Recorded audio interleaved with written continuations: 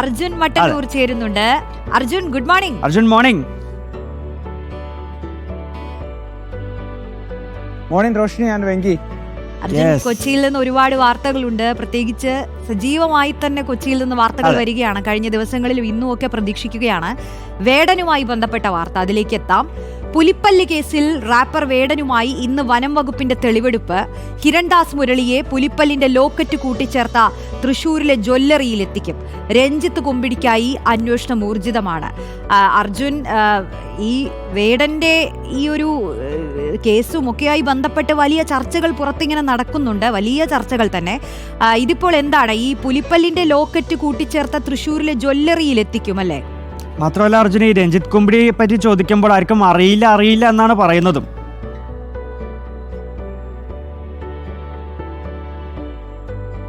വെങ്കി, റോഷ്നി, അതായത് ഇതുമായി ബന്ധപ്പെട്ട വേടൻ പറയുന്നത്, ഒരു വർഷം മുൻപ് ഒരു രഞ്ജിത്ത് കുമ്പിടി എന്ന് പറയുന്ന ഒരു ആരാധകൻ തനിക്ക് സമ്മാനിച്ചതാണ് ഇത് പുലിപ്പല്ല്. പക്ഷെ അത് പുലിപ്പല്ലാണ് എന്ന് തനിക്ക് അറിയില്ലായിരുന്നു. അത് താൻ പിന്നീട് തന്റെ മാലയിൽ ഒരു ലോക്കറ്റാക്കി ചേർക്കാൻ വേണ്ടി തൃശ്ശൂരിലെ ഒരു ജ്വല്ലറിയിൽ കൊടുത്തു എന്നതാണ്. ഇന്നലെ ഈ ജ്വല്ലറി ഉടമയുടെ പ്രതികരണവും വന്നിരുന്നു. വിയൂരിലെ സരസ എന്ന് പറയുന്ന ജ്വല്ലറിയുടെ ഉടമയായ സന്തോഷ് കുമാർ ഇന്നലെ പറഞ്ഞത്, ഏതാണ്ട് ഒരു വർഷം മുൻപാണ് ഈ പുലിപ്പല്ല് പോലുള്ള ഈ സാധനം കൊണ്ടുതന്നത്. അത് കുറച്ച് ദിവസങ്ങൾക്കുള്ളിൽ അത് ലോക്കറ്റാക്കി കൊടുക്കുകയും ചെയ്തു. മാത്രമല്ല വേടൻ തന്നെയാണ് അത് വാങ്ങാൻ വേണ്ടി വന്നിരുന്നത്. 1000 രൂപ അതിനുവേണ്ടി നൽകുകയും ചെയ്തിട്ടുണ്ട്. എന്തായാലും ഇന്നലെ ഈ വൈറ്റിലിയിലെ ഫ്ളാറ്റിലടക്കം തെളിവെടുപ്പ് നടത്തിയിരുന്നു. അതിനുശേഷം ഇന്നിപ്പോൾ ഈ തൃശൂർ വിയൂരിലെ ജ്വല്ലറിയിലടക്കം തെളിവെടുപ്പും മറ്റും നടത്തുമെന്നാണ് അറിയിച്ചിരിക്കുന്നത്. എന്തായാലും ഇതിൽ ഏറ്റവും പ്രധാനപ്പെട്ട കാര്യം, ഇത് എവിടെ നിന്നാണ് ഈ പുലിപ്പല്ല് കൊണ്ടുവന്നത്, ആരാണ് ഇത് സമ്മാനിച്ചത് തുടങ്ങിയ കാര്യങ്ങളൊക്കെ തന്നെ അന്വേഷിക്കണം. ഈ രഞ്ജിത്ത് കുമ്പിടി ആരാണ് എന്നത് കൃത്യമായി ഇതുവരെ കണ്ടെത്താൻ കഴിഞ്ഞിരുന്നില്ല. അത് സംബന്ധിച്ചുള്ള അന്വേഷണം പുരോഗമിച്ചുകൊണ്ടിരിക്കുകയാണ്. അതോടൊപ്പം തന്നെ കൂടുതൽ ആളുകളെ ചോദ്യം ചെയ്യാനും മറ്റും ഉള്ള നീക്കവുമുണ്ട്. എന്തായാലും ജാമ്യാപേക്ഷ സമർപ്പിച്ചിട്ടുണ്ട് വേടൻ. പക്ഷേ അത് ഈ ഘട്ടത്തിൽ പരിഗണിക്കുന്നില്ല. 2-ാം തീയതി, അതായത് വെള്ളിയാഴ്ച മാത്രമായിരിക്കും വേടന്റെ ജാമ്യാപേക്ഷ കോടതി പരിഗണിക്കുക. റോഷ്നി. യെസ്, അതുപോലെ അർജുൻ, ഈ ആലപ്പുഴ ഹൈബ്രിഡ് കഞ്ചാവ് കേസിൽ പ്രതികളുടെ ജാമ്യാപേക്ഷ ഇന്ന് കോടതിയിൽ എത്തുന്നുണ്ടല്ലേ? അപ്പോൾ എന്തായിരിക്കും കോടതിയിൽ നടക്കുക? പ്രത്യേകിച്ച് ഈ അന്വേഷണമൊക്കെ അത്യാവശ്യം നല്ല രീതിയിൽ പോകുന്ന ഒരു സാഹചര്യത്തിൽ ഈ ജാമ്യം കൊടുക്കാനുള്ള സാധ്യത കാണുന്നുണ്ടോ അർജുൻ? വെങ്കി, എന്തായാലും ജാമ്യാപേക്ഷ ഇന്ന് പരിഗണിക്കുന്നുണ്ട്. ഈ കേസിൽ അറസ്റ്റിലായ തസ്ലീമ സുൽത്താൻ അക്ബർ അലി, അതോടൊപ്പം തന്നെ അവരുടെ സഹായിയായ ഫിറോസ് എന്നിവരുടെ ജാമ്യാപേക്ഷയാണ് കോടതി പരിഗണിക്കുന്നത്. 3 കിലോ ഹൈബ്രിഡ് കഞ്ചാവുമായാണ് ഇവർ എക്സൈസിന്റെ പിടിയിലായത്. എന്തായാലും ജാമ്യം ലഭിക്കാത്ത വകുപ്പായതുകൊണ്ട് തന്നെ അവർ റിമാൻഡിൽ കഴിയുകയായിരുന്നു. അതിനിടെ കസ്റ്റഡിയിൽ വാങ്ങി കൊച്ചിയിലും അതോടൊപ്പം തന്നെ ആലപ്പുഴയിലും മറ്റിടങ്ങളിലും ഒക്കെ തന്നെ എത്തിച്ച തെളിവെടുപ്പടക്കം പൂർത്തിയാക്കുകയും ചെയ്തിരുന്നു. ഈ കേസുമായി ബന്ധപ്പെട്ട് കൂടുതൽ സിനിമാ താരങ്ങൾക്കും മറ്റും പങ്കുണ്ട് എന്ന സൂചന എക്സൈസിന് ലഭിച്ചിരുന്നു. അതിന്റെ അടിസ്ഥാനത്തിലാണ് കഴിഞ്ഞ ദിവസം ഷൈൻ ടോം ചാക്കോയും ശ്രീനാഥ് ഭാസിയെയും മോഡലിനെയും ഒക്കെ തന്നെ ചോദ്യം ചെയ്തത്. ഏതായാലും ഈ കാര്യങ്ങളൊക്കെ തന്നെ എക്സൈസ് കോടതിയെ അറിയിക്കും. പ്രത്യേകിച്ച് കൂടുതൽ സിനിമാ ബന്ധങ്ങളുള്ള, കൂടുതൽ സ്വാധീനമുള്ള പ്രതികളാണ് ഇവർ.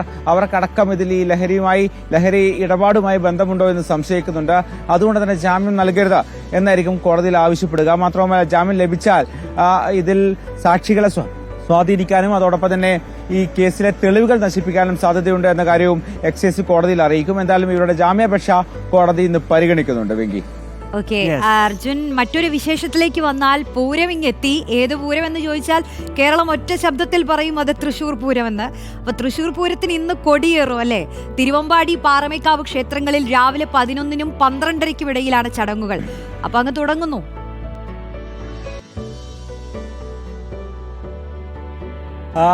അതെ റോഷ്നി, അതായത് ഇനിയിപ്പോൾ തൃശൂർ പൂരത്തിന്റെ ആരവത്തിലേക്ക് കടക്കുകയാണ്. ദിവസങ്ങൾ മാത്രമേ തൃശൂർ പൂരത്തിന് ബാക്കിയുള്ളൂ. മെയ് 6-ാം തീയതിയാണ് പൂരം. 4-ാം തീയതി സാമ്പിൾ വെടിക്കെട്ട്.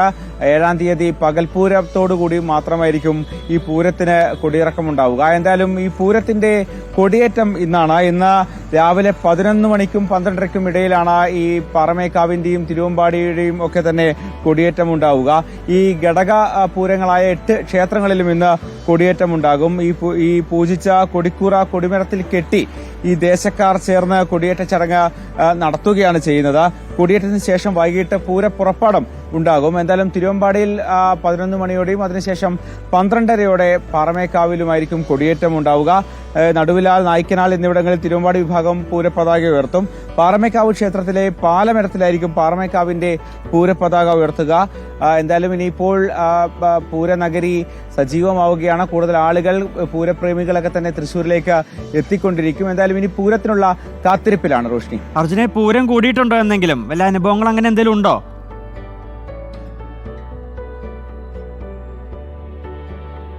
ആണെങ്കിൽ വർഷങ്ങൾക്ക് മുൻപ് 2-3 പൂരങ്ങൾ റിപ്പോർട്ട് ചെയ്യാനും പൂരം കാണാനും ഒക്കെ തന്നെ സാധിച്ചിട്ടുണ്ട്.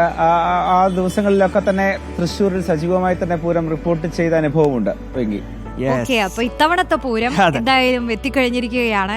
എല്ലാവരും ഉറ്റുനോക്കുന്നുണ്ട് പൂരം, പ്രത്യേകിച്ച് വിവാദങ്ങളൊന്നും ഇല്ലാതെ നടക്കട്ടെ എന്നുള്ള ആഗ്രഹം കൂടിയുണ്ട്.